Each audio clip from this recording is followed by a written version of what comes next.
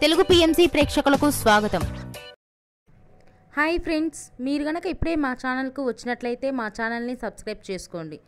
Subscribe చేయడంతో పాటు పక్కనే ఉన్న బెల్ ఐకాన్ని క్లిక్ చేయండి. మా టీవీలో ప్రసారమవుతున్న సూపర్ హిట్ సీరియల్ బ్రహ్మముడి.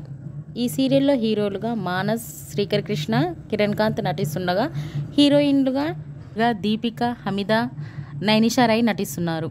తాజాగా దీపిక తన లేటెస్ట్ ఫొటోస్ని అభిమానులతో పంచుకుంది. ఆ ఫొటోస్ని మనం కూడా చూసేద్దాం.